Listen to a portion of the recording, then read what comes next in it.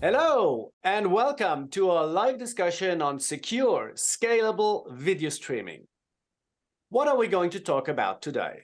Well, video service providers are more and more embracing the cloud technologies as part of their growth strategies with video streaming.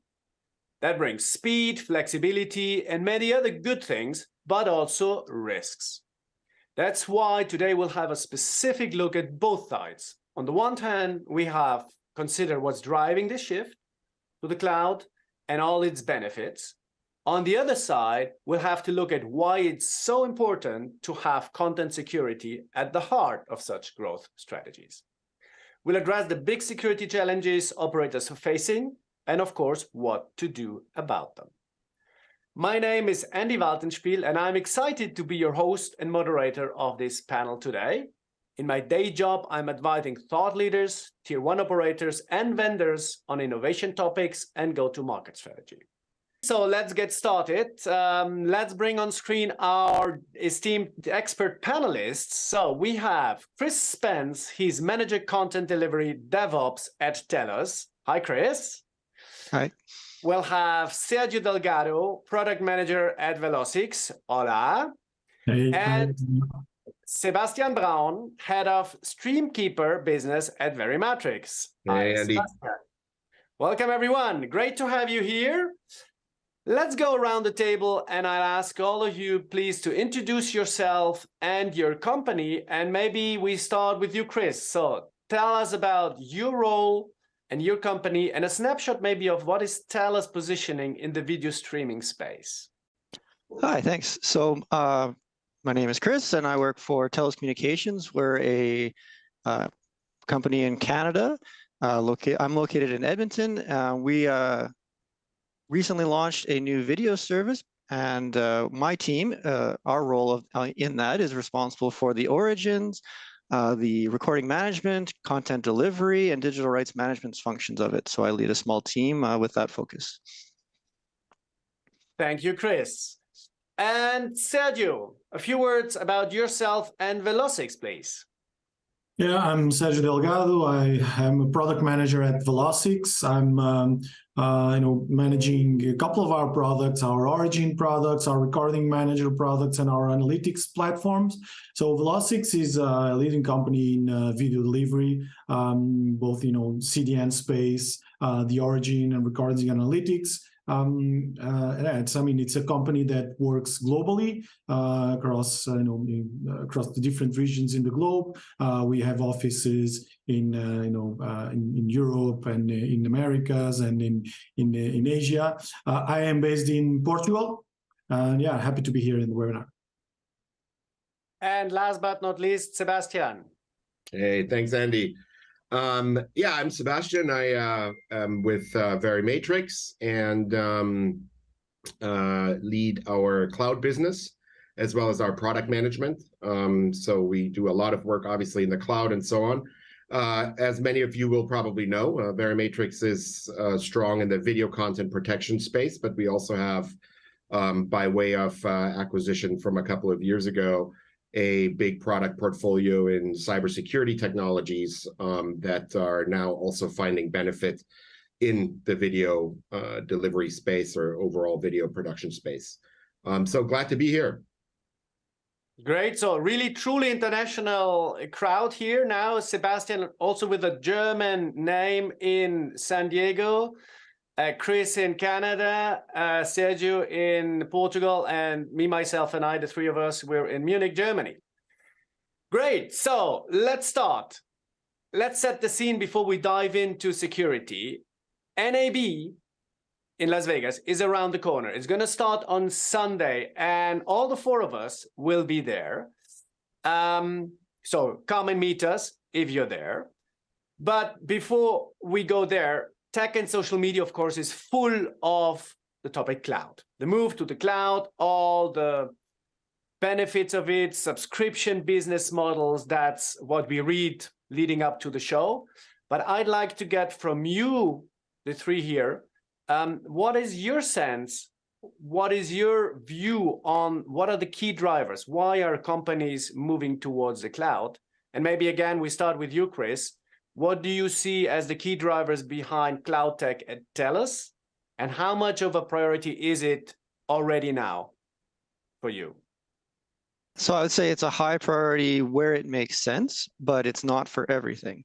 So what we're doing is taking a look at which services and functions make the most sense to utilize cloud versus where maybe it makes more sense not to.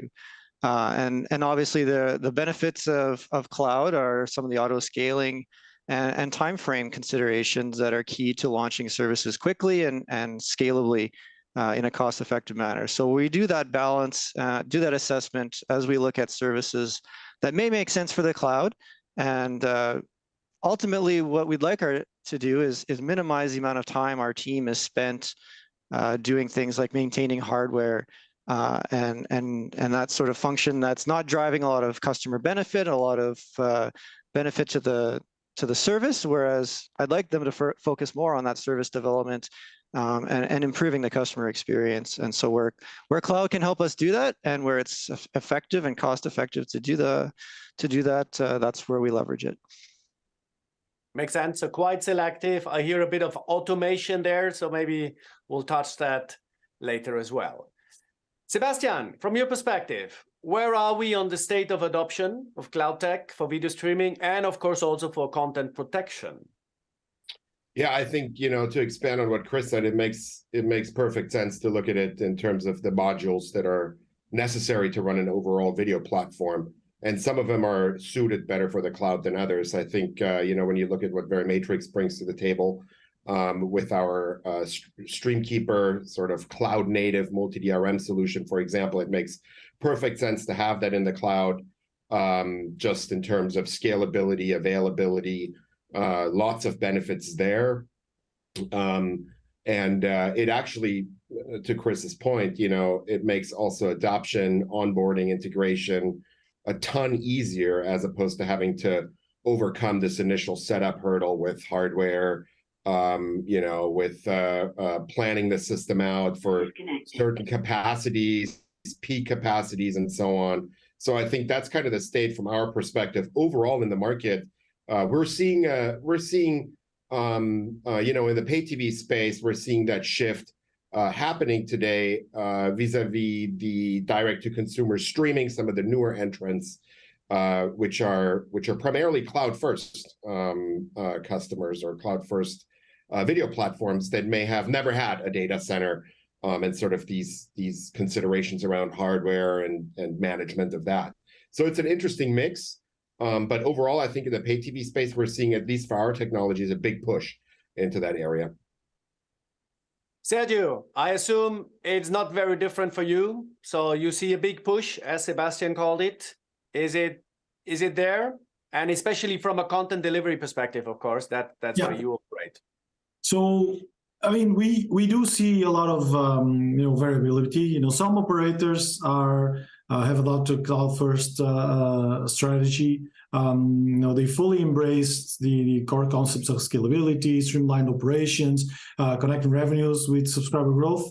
But there are other operators that are moving at a slower pace, right? So, their instinct is to stick with on-prem solutions. However, even on those, we do see opening, opportunities to engage and look for different aspects and look for the value, for specific applications that could benefit from a positive business case, right?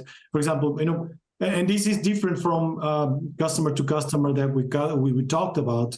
Some have common challenges, but the terms like short-term, mid-term can be different for them. And we've seen issues like some customers are trying to grow and expand, but they lack on the rack space or the power constraints. They reach the maximum, the data centers have reached maximum available power. And we've seen that.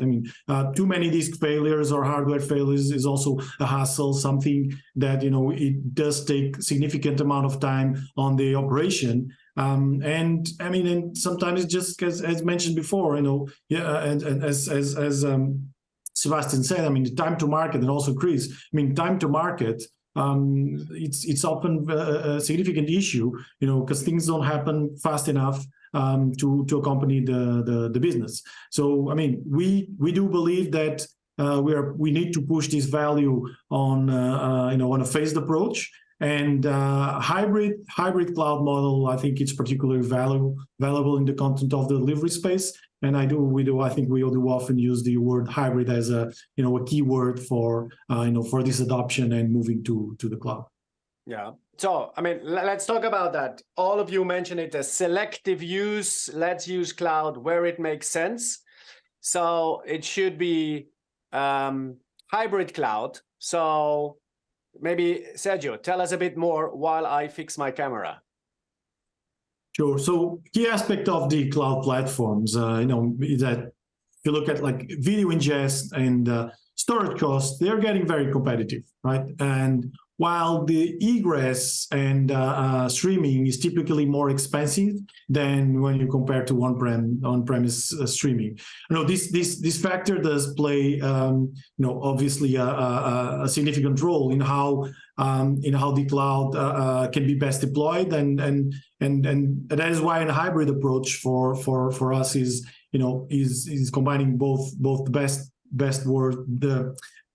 the best parts of on-prem and cloud can work best for customers. So, for example, if you look at NPVR and VOD, I mean, last year at IBC, we had somewhere down the line, we do have a brainstorm of, this now seems to be very clear, like NPVR, VOD, long tail content. It does seem to be make much sense to move to a hybrid cloud perspective, where popular or newest recordings, newest content, you keep it on-prem because it's going to be most popular, higher streamed, and move older content to cloud storage. That, I mean, you minimize overall costs, and you can also immediately free up on-prem capacity by doing so, by offloading some of that storage immediately to a cloud storage. You immediately gain capacity on your on-prem and main platform.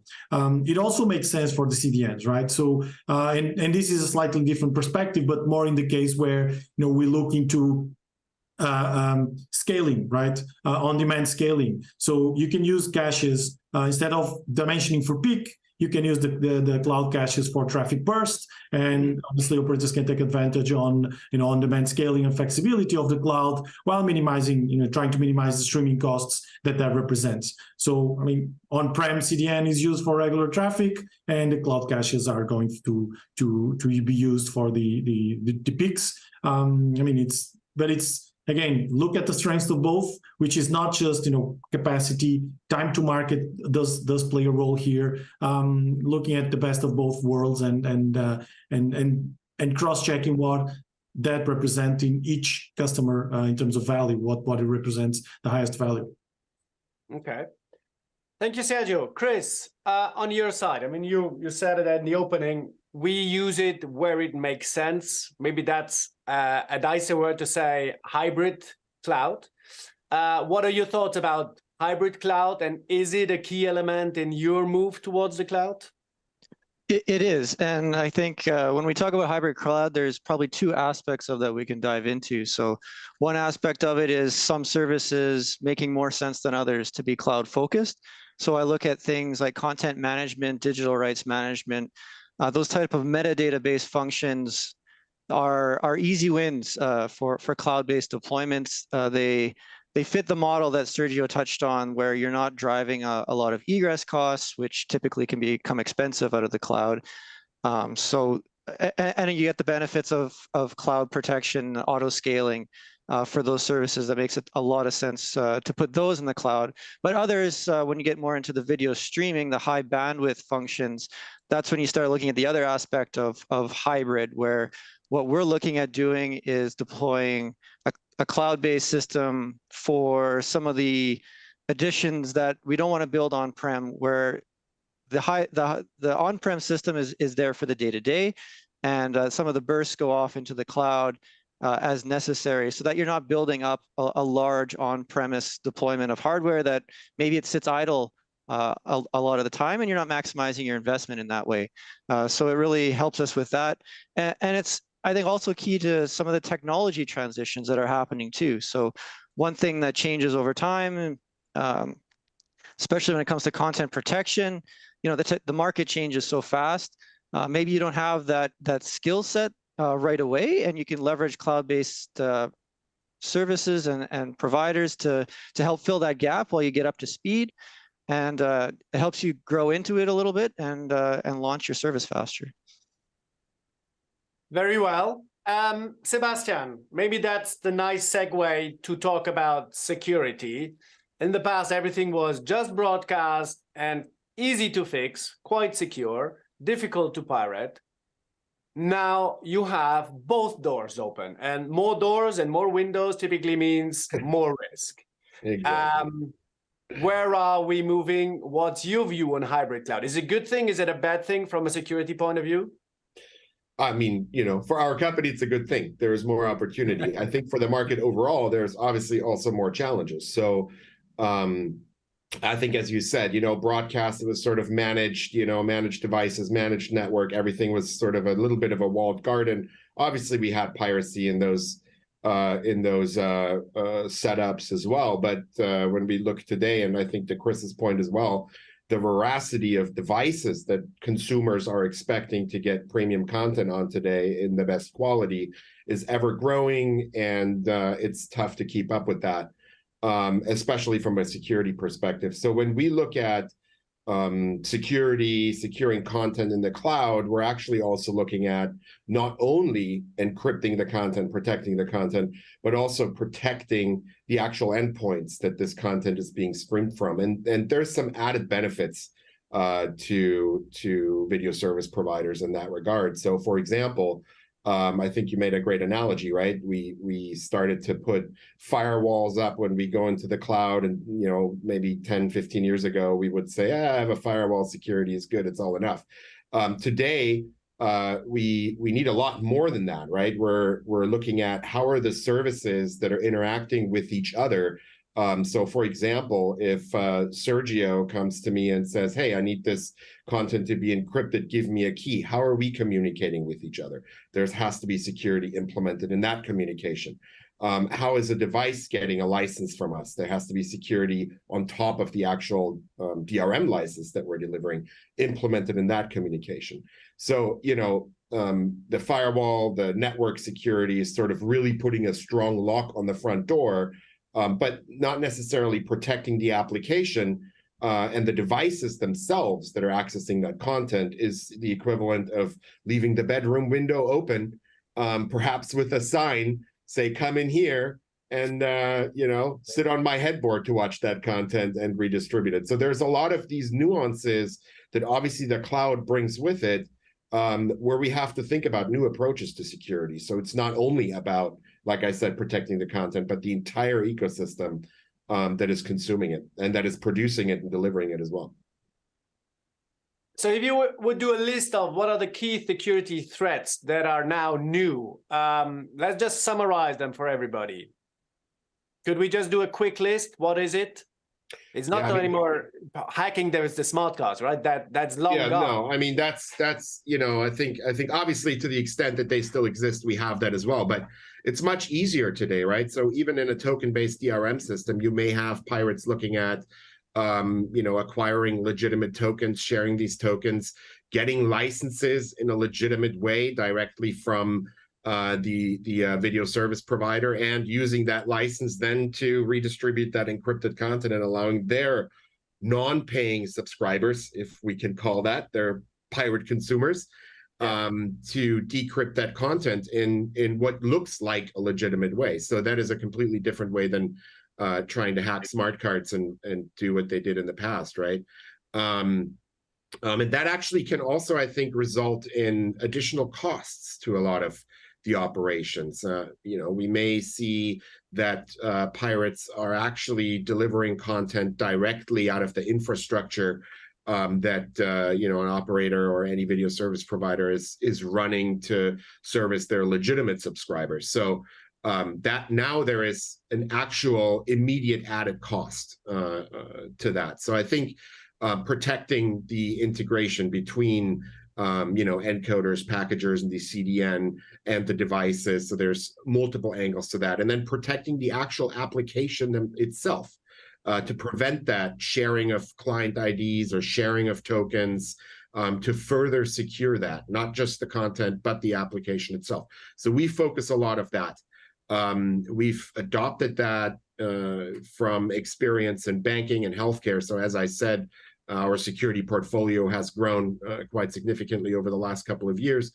We have a lot of customers in automotive and healthcare and banking that are using these technologies to shield their enterprise from intrusion through the app. So you may have an app that calls on an API in some insecure way, where the provider of that API may do some work in the future to secure that. But in the meantime, what can you do? You secure the app, you obfuscate the code, you actually also inject some data analytics collection to see and actually monitor when an individual application instance is attempted to be hacked or tampered with. Report that back into the cloud. The cloud, as we know, I think Sergio hinted on that earlier, is great for analytics and for data processing and for understanding what's actually happening out there in the wild. And so also for security data, we now can take this data from devices, act on that data. So if we see that a particular client is being attacked, we could say, hey, stop delivery of content to that client, or degrade the quality of the delivery of that content to that client, or maybe put an overlay in place, a warning message. Those types of use cases are coming up and are becoming popular to just protect more. And in the end, it's about protecting the infrastructure cost, which I think in a SaaS model and in a usage-based models is a risk to the video service provider. That you may pay for pirate use, so we protect that from happening. So there's a lot of solutions, I think, wrapped around the end-to-end distribution chain that need to be considered today. Okay.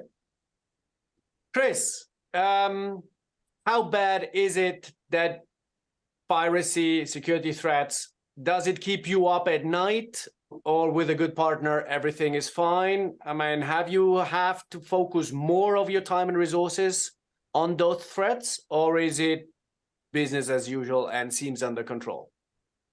Well, it exists. It's not going away. In fact, I think to Sebastian's point, it's going to get more complicated and more prevalent, something that we have to spend a lot of time thinking about and working towards. So as an operator, a service provider, we're kind of in the middle. We have our customers and their experience to consider, but we also are distributing content on behalf of content providers, and we have to protect that. So it's a requirement. We have to consider it as part of the end-to-end service chain, how we're protecting the distribution of content. When you look at the packager and the CDN, especially for my team's perspective, but also when you think about the digital rights management system, a client interface with that is very different from a packager interface from that. You have to treat them separately. You have to look at the security concerns of both in a unique way, because they operate differently. They have different rules. And when you talk about a client, it's outside of your control to an extent too. It's in the customer's hands. You don't know what they're doing with it, and you have to consider that as part of your protection scheme. And as well, just from the operator perspective, again, like digital rights management is necessary, it's required, but it also adds complexity too. So when we look at operationalizing systems, it does add an element of complexity to that as well that has to be considered when you're deploying your new service.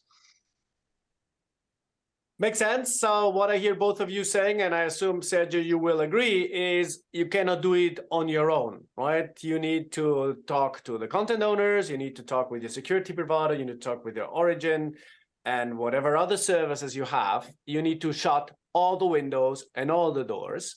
So, Sergio, what are the discussions you're having with your clients? So are they focusing also more on security with the services that you provide?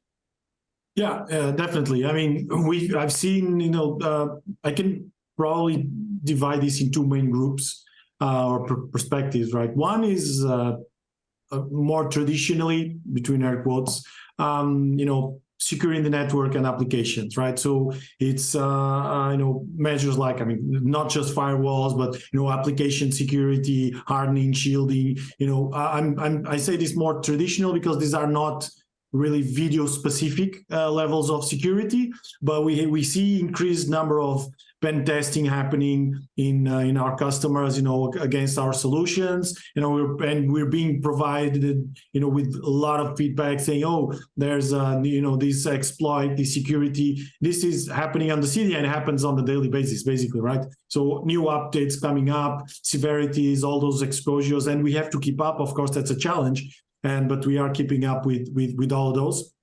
More on the CDN, a little bit less on the origin because it's less exposed, but it's still happening. I mean, we do have a lot of these initiatives trying to, hack into the systems and test, how secure systems are. And I guess, I mean, as we were talking about the cloud, this is also yet another concern, because some of the components start getting exposed to a public cloud.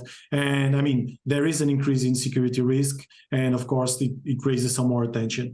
On another perspective that we'll also see is related with securing the content. So this is mostly driven by contractual agreements, as Kris said. I mean, these are requirements they have to do, contractual agreements with content owners. And I mean, operators are looking to enable some of the more advanced features, not just, the standard DRM as we may know or be familiarized, but, check with the revised protocols used, as Sebastian said, to exchange keys, to exchange digital rights information, different application components, shifting some of the protocols that need to be didn't need to be HTTP, has to be didn't need to be HTTPS, now it has. I mean, some of the other, do we need to secure the channel? Do we need to encrypt the message? Some of these things, mostly due to performance, were not so exposed, but are getting more and more exposed now as the different levels of security and the different levels of piracy start to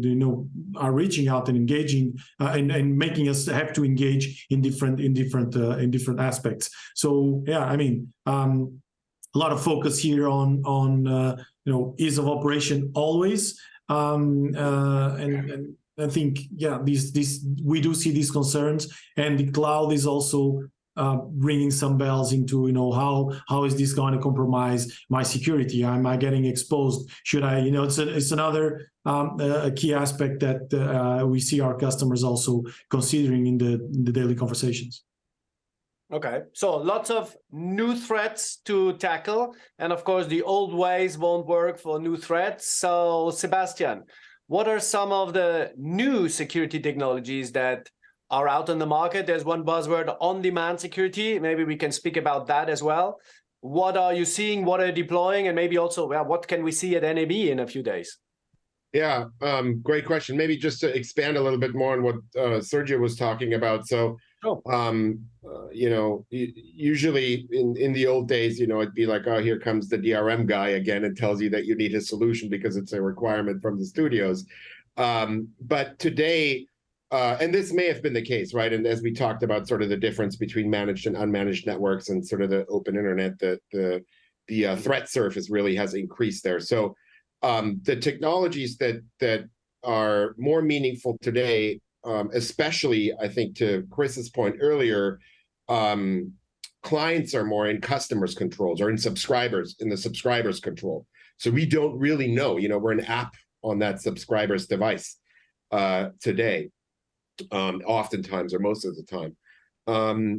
The additional technology that we bring to the table around the application protection, or in sort of the non-video terms, we call it extended threat defense, is actually value beyond protecting the content. Like I said, protecting the enterprise.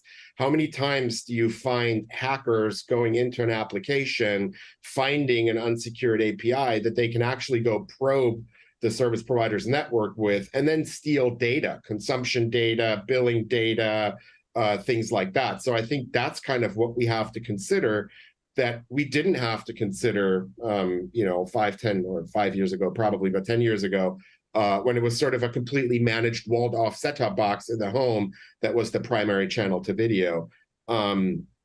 That's kind of what we're thinking. The threat surface is expanding on that front. And so starting by protecting the endpoint itself actually yields the effect that the enterprise overall is more secured, even if there is insecure communication happening or unsecured communication happening between devices, endpoints, and the network and the services and the applications that are running either on-prem or in the cloud. So I think definitely, obviously content encryption still key. It is a requirement. Beyond that, very important to wrap that into a secure application, secure the application itself, and gain the added benefit of protecting the enterprise at large. Not only the content from being stolen, but the brand that service provider has from being negatively impacted, for example, by data theft, by leaks, and so on. Mm-hmm. On-demand security as the buzzword. On-demand security. I mean, from my perspective, when I think about that, I think, if we look at content protection, that's probably the easiest example to give there. Event-based bursts. So I think we started talking about kind of the nuances between what elements of the overall platform make sense to have in the cloud, what it doesn't make sense to have in the cloud. And when I look at content security, it makes sense for the purpose that I don't have to go and size an on-prem system for, let's say, World Cup traffic that happens every 4 years, and the other 4 years in between, I'm running at maybe 50, 60%, 70% capacity. So there's some overhead that I'm actually spending money on maintaining in the on-prem in the olden days that I don't have to go and actually incur today. And so I think on-demand security is really that usage-based in one sense, but then also on-demand security, when I look at our shield application protection, shielding, code protection, and extended threat defense technologies, I look at we can actually take action. So first we protect, right? We protect the application, we protect where the consumption is happening. Then we have the data that can allow us to detect what is going on, and then we can take action based on that. So we can actually observe, like I said, attacks into the endpoint, into the client, and then we can take action. So that's kind of another trigger of on-demand security, right? I don't have to affect the entire population with a particular security action that I'm taking, but I can really just focus on those devices, on those consumption points that are being attacked, that do have an issue, and then act on those, while the subscribers that are in normally functioning environments are not being affected. So it's kind of really nice to be able to say, here I'm going to do something about it because I see a high risk score or a high threat vector on this device, but over here I'm going to leave it alone because this looks like a normal consuming subscriber to me that isn't doing anything shady on their device. Okay. And again, you can't do it alone. So Sergio, over to you. How has Velocix responded to the need for greater security? How have you changed and adapted? Probably one of the reasons we're here, the four of us, is you're working with a lot of partners.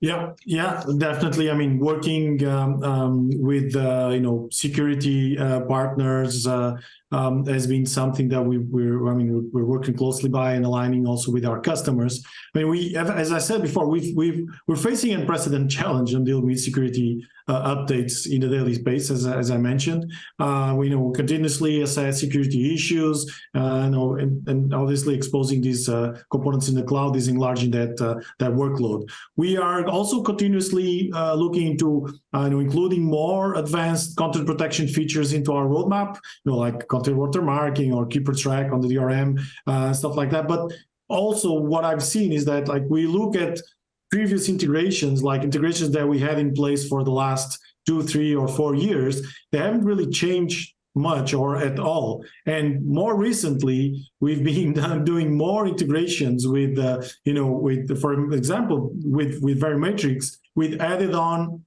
security measures on top, like as Sebastian said. I mean, now we have to secure the channel. Now we have to sign the information exchange. Now we're building more on top, and then integrating with the cloud-based DRM systems as like Verimatrix Streamkeeper is also. We're pushing ourselves also to be in the front line of to make sure that we are hands in hands with our partners, with our partnership vendors for security, to make sure that we are providing the best response, and we are capacitating our products with the best security package that we can for our customers.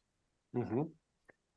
Kris, so you have multiple arrows in your quiver provided from all sorts of vendors. Is there one or a couple where you say these are the most critical, at least today?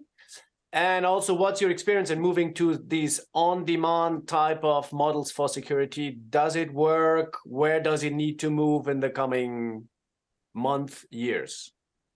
Yeah, so we've kind of adopted the on-demand security approach with some of our partners as part of our best of breed, our modular approach to developing our pipeline.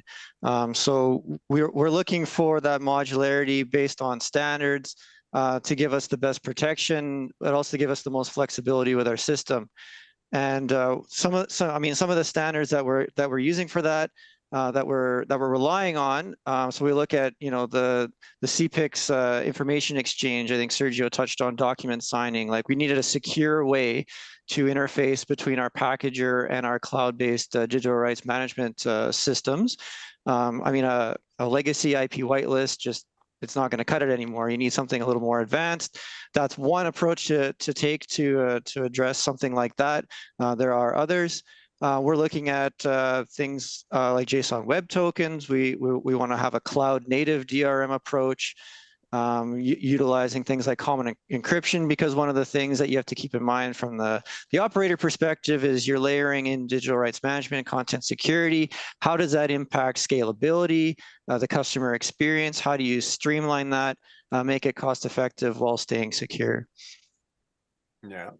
By the way, dear audience, if you have questions to any of us here, please use the Q&A function of Zoom while we continue our discussion here a bit.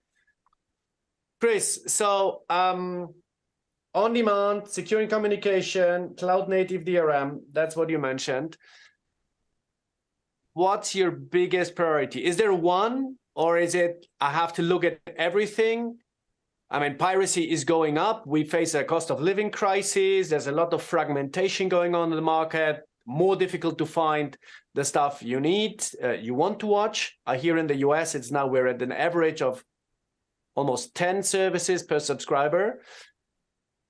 How is that playing into the cards of the pirates? Do you see piracy going up? We see it here in Europe. In the UK, it's rising like crazy. During the pandemic, even more. How is that in Canada or in the markets or even operators you talk to in North America?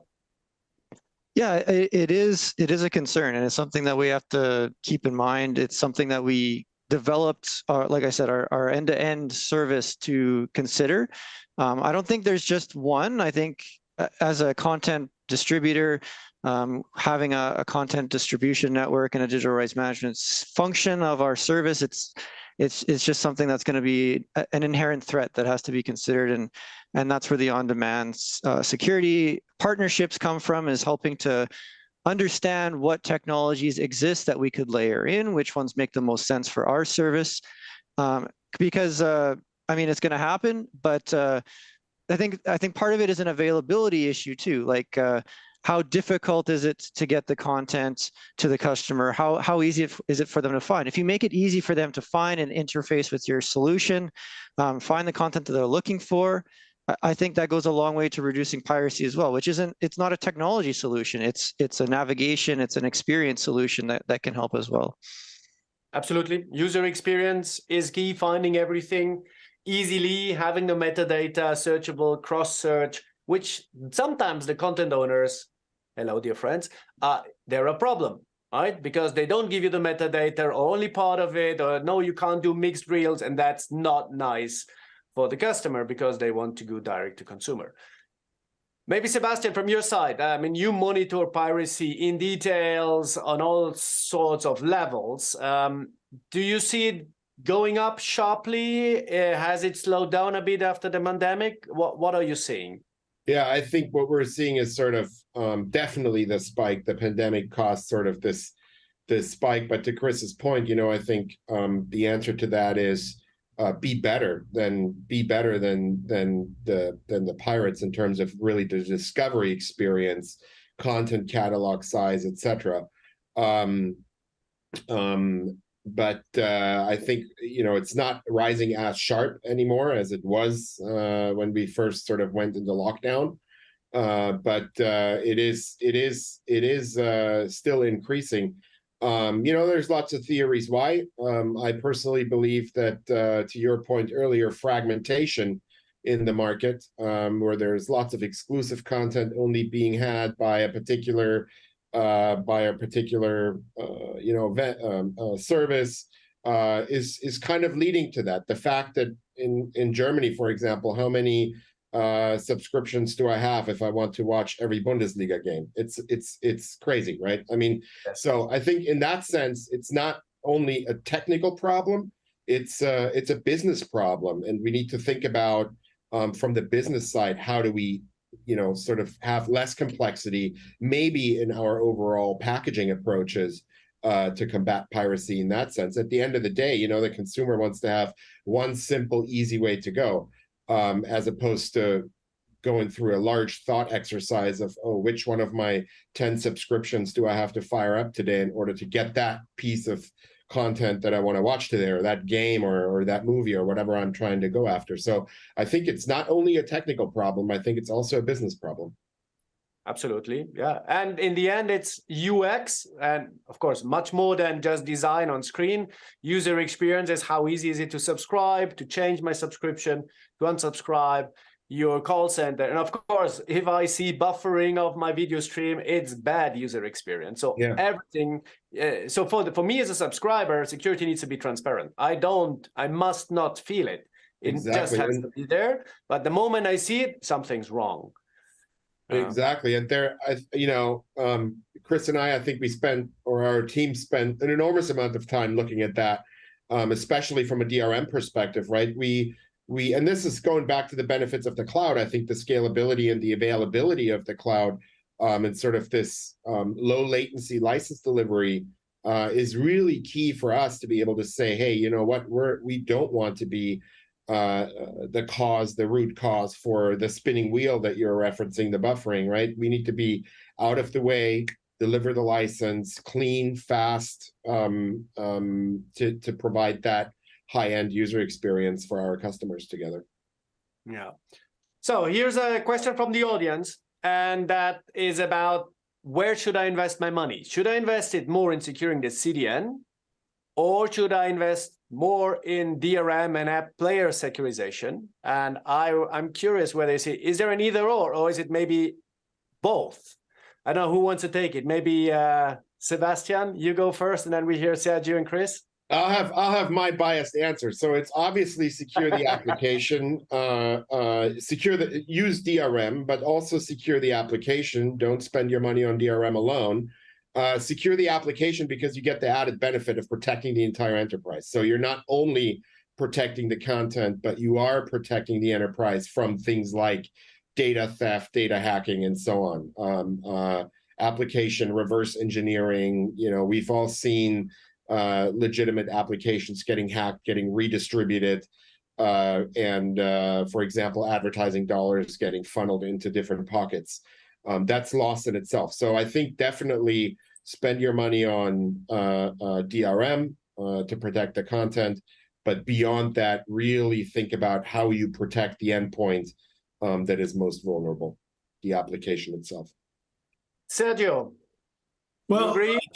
I think unfortunately you have to do it all, right? If it becomes a known security hole, if it becomes a known feature, then there's no way around it. You can prioritize the application can prioritize the kind of the weakest link. But what we've seen and makes actually more sense is that it's like water, right? It will flow, or like energy, it will flow to the least path of least resistance. So if you're closing a hole in one side, then the piracy will move very quickly to some other space. So this is like this is the challenge across multi-operators, because if you spend a lot, you do invest a lot. And I remember, back in the day, like more than 10 years ago, actually having some of these discussions around watermarking and such. Some operators were concerned that if they completely secure their pipeline, they might lose customers moving to other operators which are less secure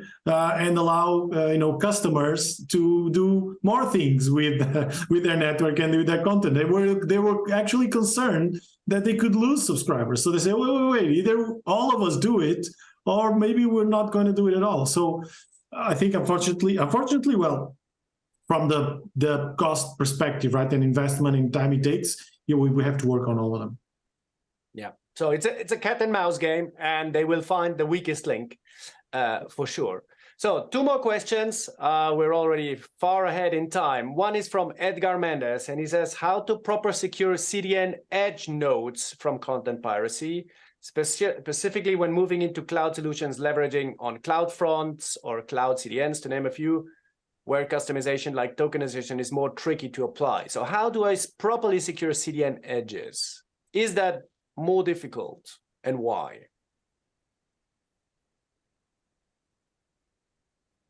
Sebastian? Maybe I'll take a shot at it. Yeah. So or Kris, yes. Sorry. Yeah. So we look at content distribution as part of the pipeline. It is part of protecting the content. So when you look at cloud-based or public-facing edge distribution nodes, they are exposed, right? Because they have to have that connectivity to customers. How you protect it is kind of in layers. So are you protecting the content as it comes out of that node, and how are you doing that? Are you using encryption? Are you using tokens to manage the authentication of that stream? Do you know that the customer on the other end is allowed to pull that content before you even stream it in the first place? And then once you are streaming it, is it protected with the digital rights management features layered on top of all that?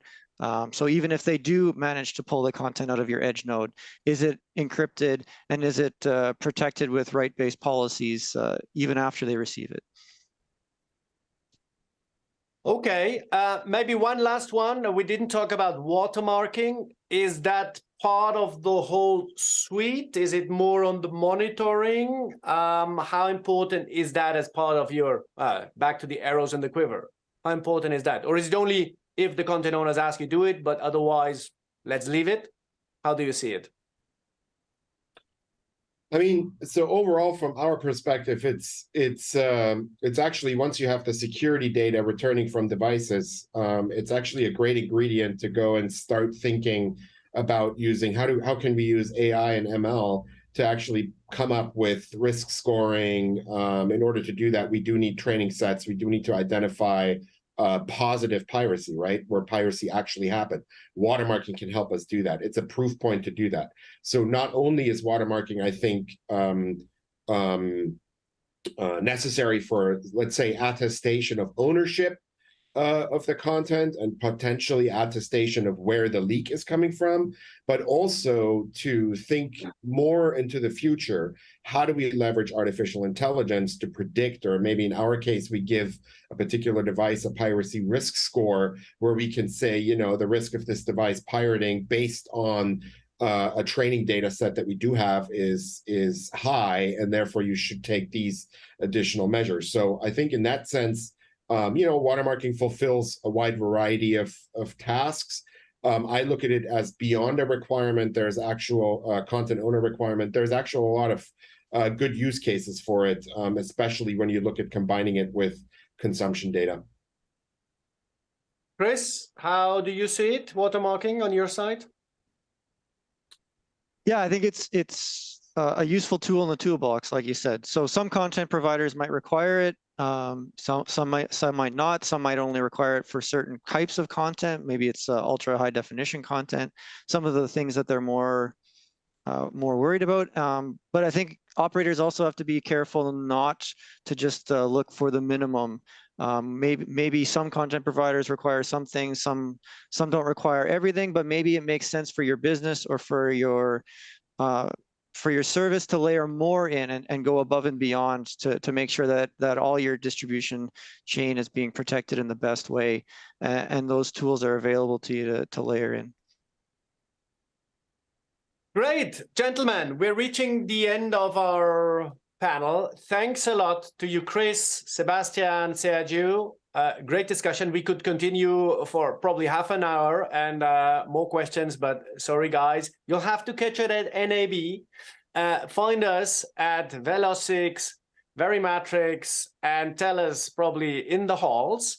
If you want to arrange a meeting with either Sérgio or Sebastian, please, here you see the email addresses on the screen, or you can also find us on LinkedIn, of course.